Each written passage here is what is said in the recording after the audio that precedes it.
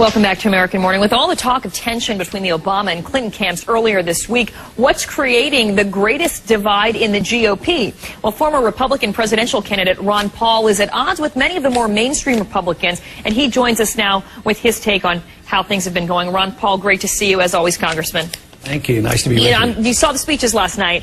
Bill Clinton oversaw a strong economy during his presidency. This is what he argued last night in his speech. And he made the case that the GOP in the past 8 years has really run the economy into the ground, and that is why they don't deserve 4 more years. What did you think of his speech, specifically what he was saying about the economy?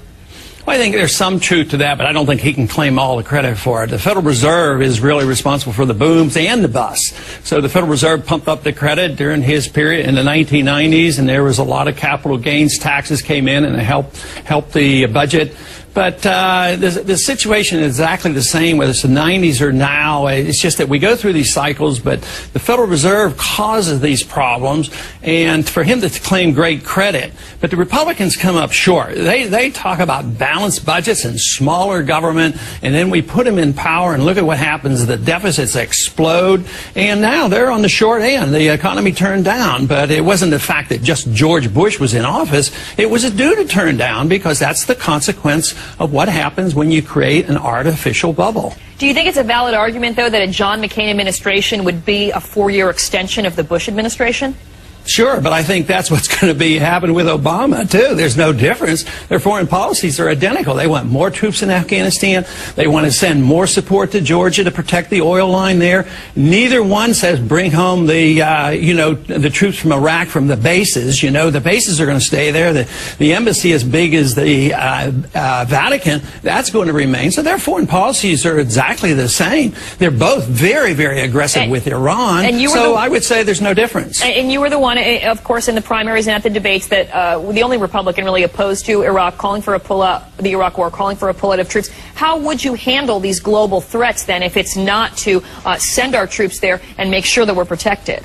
Well, we create the threats. Why are we on the borders of Russia provoking the Russians? I mean, the Georgians initiated the military attack against these enclaves where they were mostly Russian. So it's sort of like the Russians being on the border of Mexico and then us, blaming ourselves. No, it's the fact that we're over there that we create these crises. Isn't it part of our duty, though, to support these fledgling democracies that ask for our help, which is what Georgia did?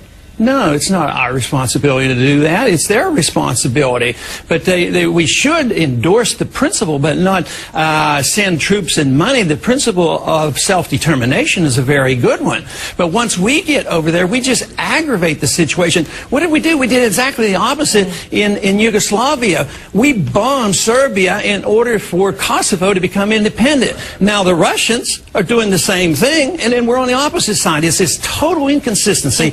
Absolute interference when we should not be there, and we don't have any money to do this, and we don't even have any troops. If we really needed our troops to go into Georgia, we didn't even have them available, which proves my point that we are undermining our national defense with the foreign policy that we have. We're out of time. I have to let you go, but I just want to ask you one quick thing. Are you going to be telling your supporters, and you had many, many of them, to back either one of these candidates?